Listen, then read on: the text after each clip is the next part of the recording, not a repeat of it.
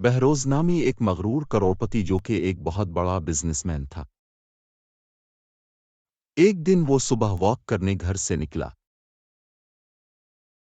लेकिन जब वो वापस घर आया तो उसने घर के बाहर एक बूढ़े फकीर को सदा लगाते देखा।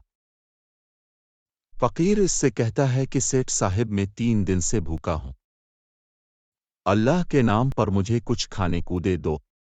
इस पर मगरूर सेठ इस पर्ची लाता है और उसे बुरा भला कहता है और उसे बेइज्जत करके घर से निकाल देता है।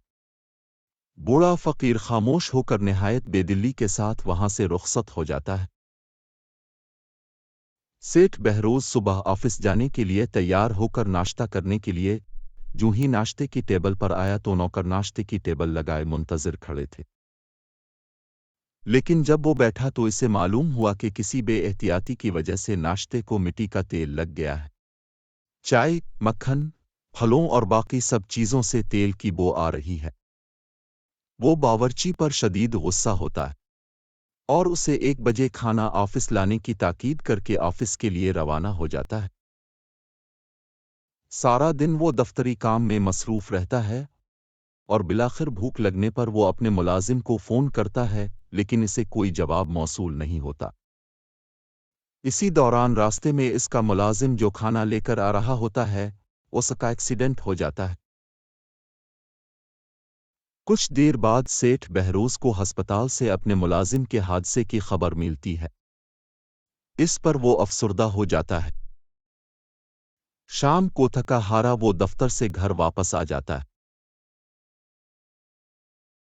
और मामूल से पहले बावर्ची को खाना तैयार करने का हुक्म देता है।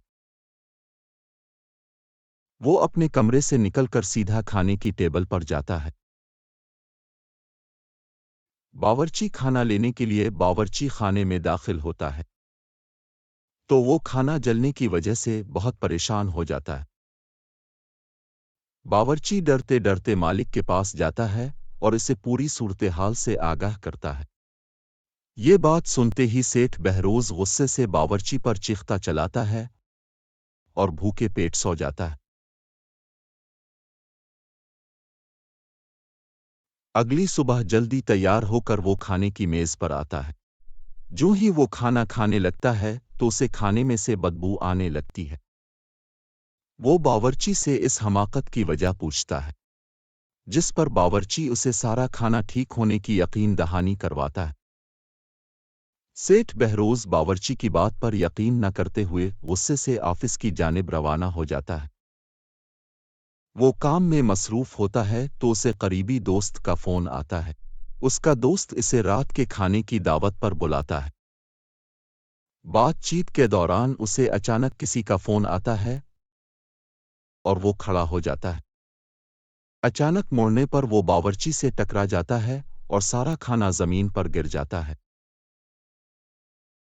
वो अपनी इस गलती पर अपने दोस्त और उसकी बीवी से मुआफी मांगता है। इस पर वो कुछ खाए बगैर वापस घर चला जाता है। भूख से निढाल वो अपने कमरे में दाखिल होता है। भूख के मारे इसकी हालत बदतर हो गई थी। वो परेशान बिस्तर पर लेटा सोच रहा था कि क्या करूं। अचानक उसे बूढ़े फकीर का ख्याल आता है और वो अपनी की गई हरकत पर शर्मिंदा होता है। अगली सुबह वो फकीर को तलाश करने घर से निकल पड़ता है।